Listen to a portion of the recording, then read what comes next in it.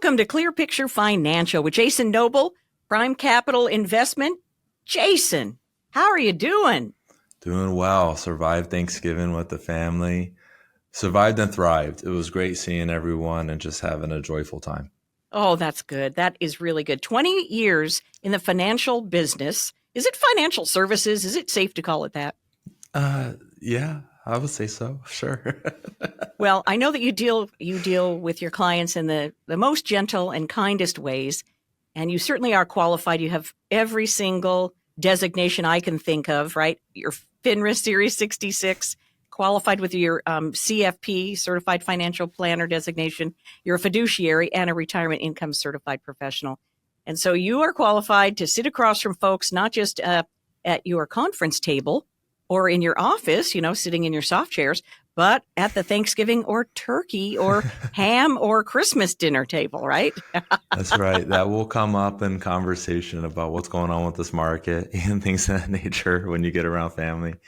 And we have friends. We had Friendsgiving as well. So Oh, that's when we good. get together with our neighbors that we're really tight with and their kids, and everyone gets together. And really, it's kind of mayhem with 12 kids Oh my going gosh. at it.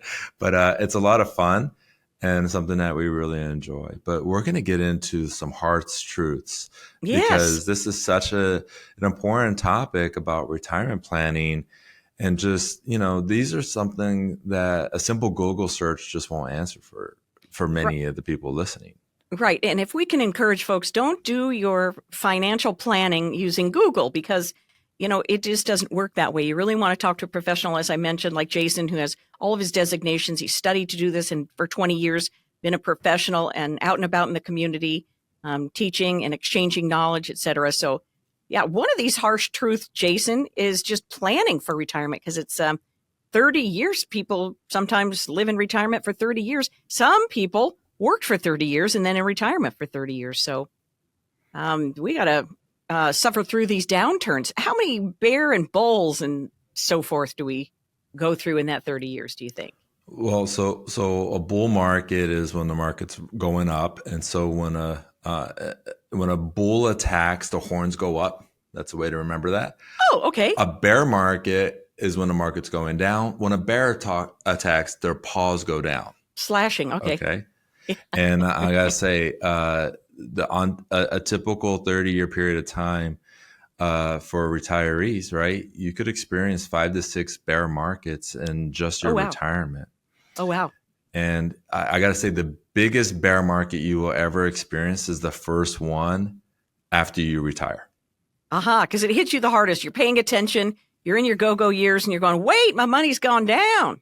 Yeah, and if you don't have a proper strategy in place leading up into retirement, I just call it the retirement red zone, where you're about 5 to 7 years Yeah. before retirement.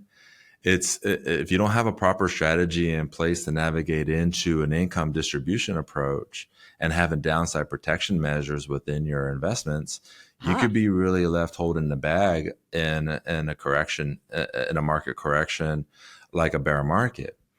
And it's very challenging. It could derail the financial plan to the point where you may have to go back to work or doing some sort of consulting or putting on a blue and orange apron. I mean, it's like Right. one of those things, and you want to make sure that you have a proper approach in place to navigate an important risk that comes at this time of the financial plan, which is called the sequence of return risk. Aha. The sequence of return risk is like no one. I mean, I wish I could, but no one could tell you what the market's going to do tomorrow, right? I would just say, give me tomorrow's newspaper. I'll make everyone filthy rich. We'll never have to worry about money again. Just been saying that for 20 years. No one has given me the next day's newspaper, Darn it. right? I know.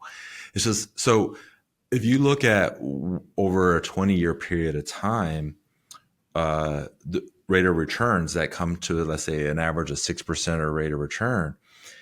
But in the very beginning, you had very positive bull markets. So you had like positive markets. The risk of you running out of money is been diminished quite a bit. However, if you started at retirement where the first couple of years were negative or down, and you're doing a typical distribution strategy without having proper risk measurements in place, you increase the probability of running out of money significantly. So this is a one-on-one conversation, and I Right. do share this, but I wrote a white paper on sequence of return risk. Oh, And I showed, what does this mean if you're leading into retirement? So if someone's interested, what they got to do is reach out so we can yes. schedule that consultation, and I can walk them through that white paper that I wrote. And we're talking about some harsh realities into your retirement years, but there are solutions. So in that whole discussion that we just had, what is the upside of this? Planning, right? Reassess your risk tolerance. And does that just mean an age, 60, 40, this, that, the other? Or is it talking to the potential client and finding out if they're skittish, literally, if they're emotionally skittish about the market? Well, you just want to make sure you know what the risk is associated within your investments and making sure that you're comfortable with those risks. And having the advisor do a what if with this risk profile, you were to go down 15, 20%. What does that mean to your financial plan? What does that mean to your financial future? Right. And if they're skittish, if the advisor is skittish about showing you those kind of things, then you should be skittish about working with that advisor. That's a very good answer. Jason, you are up on things because you are finely tuned after your Thanksgiving and Friendsgiving dinners. You're really fine-tuned on your retorts, and I'm glad to know it. No, truly, I find you to be very kind. And when dealing with somebody, because when they come to visit you for the first time, it's just a get-to-know-you session, isn't it? What do you call it when they come in to see you for the first time? We just look at it as a core values meeting. It's where I'm getting to know where they are today, where they want to be, what are their aspirations to, what are their concerns, what's getting in their way. And then that's when I'm also sharing our core values here that we hold at our firm and in our office, and the things that we do for our clients and the services that we provide that are beyond just the balance sheet. Right. And I think this is what's going on within the industry. Most advisors, they just sit there and they talk about the returns of the portfolio or the strategy or some tweaks they're going to do with the strategy. What we do here in this office is we look way beyond that. That's how I'm able to answer these harsh truths that are beyond just portfolio management and strategy. Right.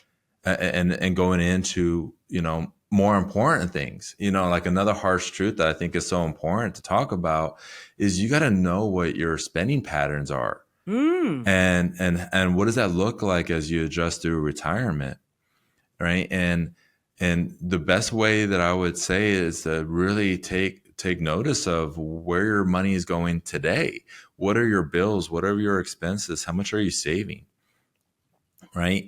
And then you could take that information and you could go, okay, well, what does that look like? What does that spending plan look like as I go into retirement?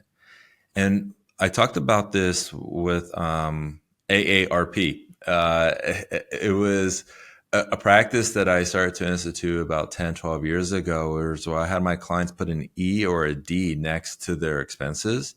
E were essential and D were discretionary expenses. Okay. Now, I had the client. Where's my pen? I got to write this down, Jason. Take notes, right? E or D. Okay. It's something easy, right? But if they put they had to determine what was a D.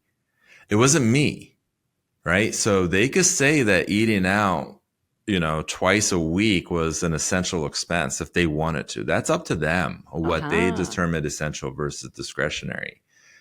But then we looked at their essential expenses and we're like, okay, what can we tweak here or there so you can still have this essential expense, but you're not spending as much, or and that could be on home and auto insurance and things of that nature, right? But then on the discretionary, it's like, well, do you enjoy them?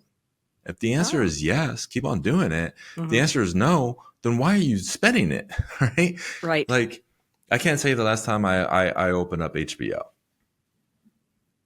The only reason why I have it still is because it's part of my Verizon package. But if it wasn't part of my Verizon package, there's no way I would be paying for HBO. Yeah. Now, if you're out there listening, you love HBO or you work for HBO, I'm not throwing shade at you. I'm just going like, what am I watching on there? Right. They better come out with some better content and new content. But what I'm going at is like, I'm able to watch that on Amazon Prime. Right? It's part of my Prime subscription. But these are if I'm having this conversation with you, Jackie, and everyone that's listening, Imagine the conversations I have with my clients and the conversations I have with Rachel at home. Right. Hey, where's our essential and discretionary expenses?